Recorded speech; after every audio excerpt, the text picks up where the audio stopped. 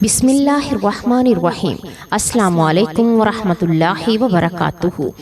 اللہ تعالیٰ کی ذات بے نیاز، کامل، حکمت و قدرت سے بھری ہوئی ہے اور ہر چیز اس کی ملکیت ہے۔ وہ زمین آسمان کا مالک ہے، ہر ذرہ اس کے قبضہ میں ہے اور وہ ہر نعمت، رزق اور برکت کا حقیقی مالک ہے۔ حضرت موسیٰ علیہ السلام اللہ تعالیٰ کے نبی تھے جنہیں کلیم اللہ کا شرف حاصل ہوا، یعنی وہ نبی جن سے اللہ براہ راست ہم کلام ہوتا تھا۔ جب اللہ نے موسیٰ علیہ السلام کو نبوت عطا فرمائی اور انہیں بنی اسرائیل کی رہنمائی کے لیے منتخب کیا تو ان کے دل میں اللہ کی محبت، شکر اور شوق بے حد بڑھ گیا۔ اللہ تعالیٰ نے انہیں وعدہ دیا تھا کہ وہ طور پہاڑ پر آ کر اس سے ہم کلام ہوں گے۔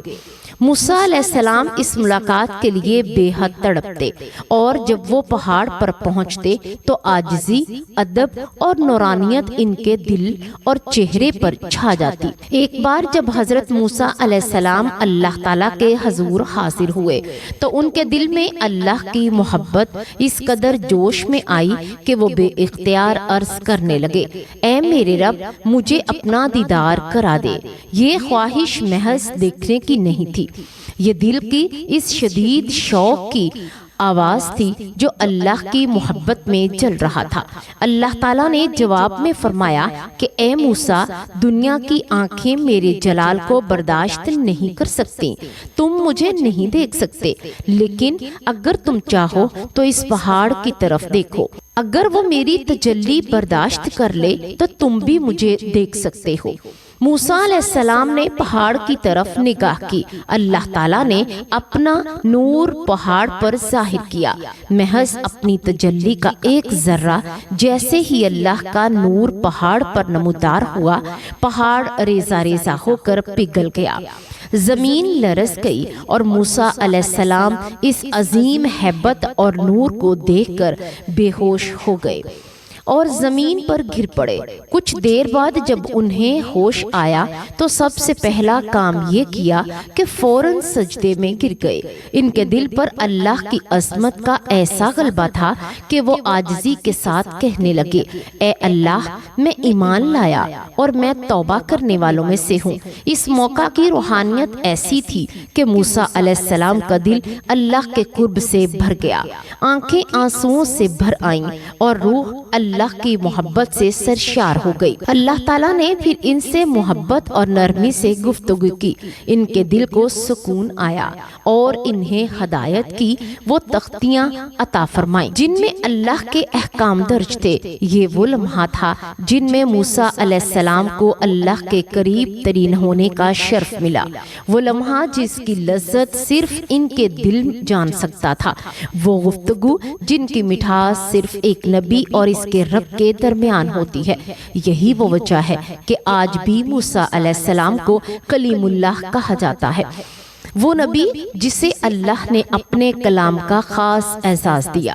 پیارے ناظرین، قرآن مجید میں اللہ تعالیٰ کی عظمت اور اس کے علم، قدرت کی بے مثال تصویر ہمیں بار بار یاد دلاتی ہے کہ رزق، مال، دولت، عزت، مقام سب اللہ کی طرف سے ہے۔ اللہ تعالیٰ فرماتا ہے کہ وہ مخلوق کے لیے رزق تقسیم کرتا ہے اور رزق دینے کا اختیار صرف اسی کے پاس ہے۔ دنیا کی دولت، وسائل اور اولاد سب اللہ کی عنایت ہے اور یہ انسان کے امتحان کا ذریعہ ہے۔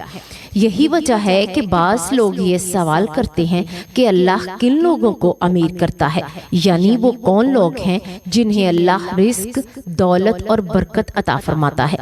اللہ تعالیٰ نے قرآن میں واضح فرمایا کہ رزق، دولت انسان کے اختیار میں نہیں بلکہ اللہ کی مشیت میں ہے، اور وہ جس کو چاہے دولت عطا کرتا ہے اور جس سے چاہے اسے محتاج رکھتا ہے۔ دولت کا اصل معیار مال کی مقدار نہیں بلکہ انسان کے ایمان، شکر، نیکی اور اللہ کی رضا کی نیت ہے۔ جو شخص اللہ کی رضا کے لیے حلال رزق حاصل کرے، اس پر شکر ادا کرے، اپنی دولت کو اللہ کی راہ میں خرچ کرے، اللہ تعالیٰ اس کے مال میں برکت عطا فرماتا ہے اور اسے آسانیاں مہیا کرتا ہے۔ اللہ تعالیٰ ان لوگوں کو خاص رزق دیتا ہے جو ایمان اور نیکی کے ساتھ اللہ پر بھروسہ رکھتے ہیں۔ توکل کا مطلب یہ ہے کہ انسان کوشش کرے، محنت کرے، جائز طریقے سے رزق حاصل کرے اور اس کے بعد اللہ پر یقین رکھے۔ جیسا کہ حدیث میں آیا کہ پرندے صبح بھوکے اڑتے ہیں اور شام کو شکمسیر واپس آتے ہیں، تو اللہ پر بھروسہ اور کوشش کے ساتھ رزق عطا کرتا ہے۔ اسی طرح جو لوگ حلال رزق حاصل کرتے ہیں، اسے اللہ کی رضا کے لیے خرچ کرتے ہیں اور صدقہ خیرات دیتے ہیں، اللہ تعالیٰ انہیں برکت اور آسانیاں دیتا ہے۔ دولت کے ساتھ شکر گزاری بھی لازم ہے۔ اگر انسان اللہ تعالیٰ کی عنایت کو نعمت سمجھے، اس پر شکر ادا کرے اور اسے غرور، تکبر یا بخل کا ذریعہ نہ بنائے، تو اللہ اس کے مال میں برکت عطا کرتا ہے۔ ظلم، بخل یا غیر حلال طریقے سے حاصل شدہ دولت نقصان میں بدل جاتی ہے، جبکہ شکر اور تقوی کے ساتھ حاصل شدہ مال انسان کے لیے سکون اور رزق کا ذریعہ بنتا ہے۔ قرآن مجید میں واضح فرمایا گیا کہ دنیاوی دولت اور نعمتیں صرف آزمائش ہیں، تاکہ دیکھا جا سکے کہ انسان ان نعمتوں کے ساتھ کیسا برتاؤ کرتا ہے۔ جو لوگ شکر گزار، عدل پسند، ایماندار اور نیک عمل کرنے والے ہوں، اللہ انہیں رزق برکت عطا کرتا ہے۔ رسول اللہ صلی اللہ علیہ وآلہ وسلم کی سنت میں بھی یہ بات نمایاں ہے کہ رزق دولت کا تعلق ایمان اور نیکی کے ساتھ ہے۔ صحابہ کرام حلال طریقے سے رزق حاصل کرتے، صدقہ خیرات میں حصہ ڈالتے اور اللہ کی رضا کے لیے دولت خرچ کرتے۔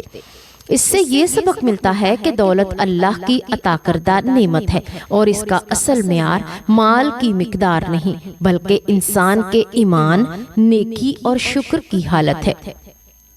اکثر لوگ یہ سوال حضرت موسیٰ علیہ السلام کے ساتھ منسوب کرتے ہیں کہ اے اللہ، تو کن لوگوں کو امیر کرتا ہے؟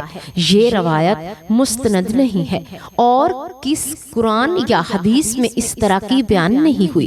یہ غلط فہمی ہے۔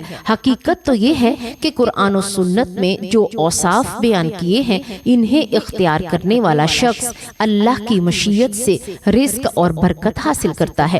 لہٰذا جو لوگ ایمان والے ہیں، اللہ پر بھروسہ رکھتے ہیں، حلال رزق حاصل کرتے ہیں، صدقہ خیرات اور نیکی کے کاموں میں حصہ لیتے ہیں اور دنیا کی نعمتوں کو امتحان سمجھ کر اللہ کی راہ میں خرچ کرتے ہیں، اللہ تعالیٰ انہیں برکت، آسانیاں اور رزق عطا فرماتا ہے۔ دنیاوی دولت اللہ کی عنایت ہے اور اسے صحیح نیت اور نیک عمل کے ساتھ استعمال کرنا اللہ کی خوشنودی اور برکت کا سبب بنتا ہے۔ اللہ ہم سب کو توفیق دے کہ ہم حلال رزق حاصل کریں، شکر گزار رہیں، صدقہ خیرات کریں، اللہ کی رضا کے لیے نیکی کریں اور ایمان تقوی کے ساتھ اپنی زندگی گزاریں۔ آمین۔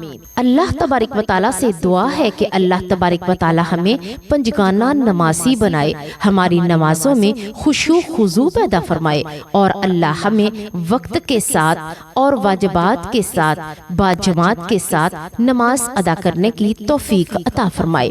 اللہ تبارک و تعالی ہمیں قرآن و سنت کے مطابق زندگی بسر کرنے کی توفیق دے اور نیکی کی بات کو سننے، سمجھنے، اس پر عمل کرنے اور اسے آگے پھیلانے کی توفیق عطا فرمائے۔